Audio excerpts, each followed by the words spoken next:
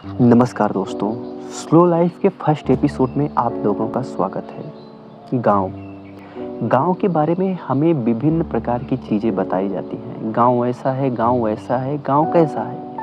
यह जानना हमारे और आपके लिए बहुत ज़रूरी है। बहुत ज़रूरी इसलिए भी है कि आज के समय में जहाँ शहरीकरण पर जोर दिया जा रहा है, वहीं पर गाँव भी ऐसे हैं जो कि बहुत पहले से चले आ रहे हैं, लेकिन वर्तमान समय में अपना अस्तित्व खोते हुए नज़र आ रहे हैं। आज गाँव की स्थितियाँ ऐसी हैं कि गाँव धीरे-धीरे करके शहर का रूप लेने लगे हैं।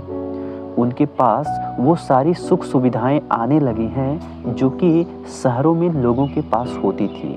इसमें कोई गलत बात नहीं है कि उनके पास सुख सुविधाएँ आ रही हैं।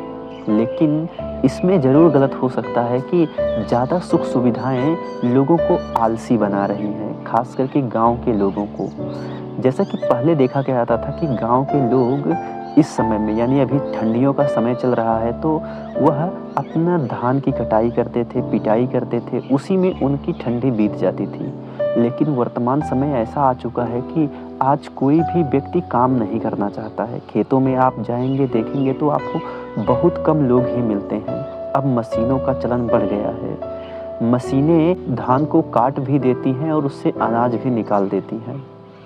वहीं कुछ लोग ऐसा भी कर रहे हैं कि वह धान को कटा करके घर पर ले आ रहे हैं या जहाँ पर रखते हैं उसे खलिहान कहा जाता है, वहाँ पर रख कर के ट्रैक्टर के माध्यम से उसे दवा दिया जाता है। दवाने का अर्थ है जैसे कि गेहूँ में आप देखते थे कि गेहूँ को काट कर के लाया जाता था और उसको थ्रेसर के माध्यम से दबाने का काम किया जाता था। यानी कि उसको उसके जो पत्ते हैं उसे निकाल करके उसके अनाज को निकालने का काम किया जाता था और धान को पीटा जाता था।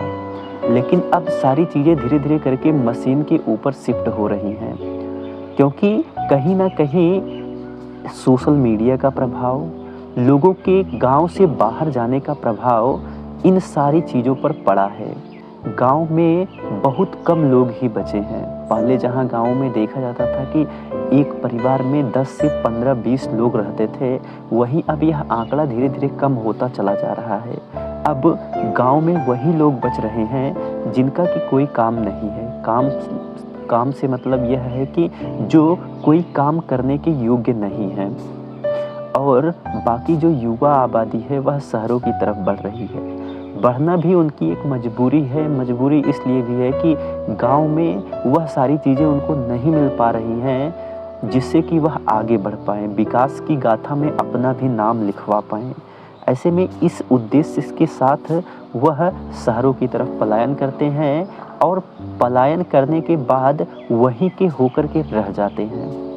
आज तो स्थितियाँ ऐसी हैं, आने वाले समय में स्थितियाँ और भी बदलती हुई हमें और आपको नज़र आएँगी। हो सकता है कि पूरा का पूरा गाँव ही शहर की तरफ पलायन कर जाए, रोज़ी के लिए, रोटी के लिए और भी तरह-तरह की चीज़ों के लिए। गाँव भी धीरे-धीरे करके शहरों का रूप ले रही हैं, लेकिन फिर भी शहर तो शहर ही होता है। ऐसे में फर्स्ट एपिसोड के लिए इतना ही। आगे आने वाले समय में हम ऐसे ही बेहतरीन चीज़ों को आपको बताते रहें। तब तक के लिए धन्यवाद। स से साहित्य से जुड़ते रहिए।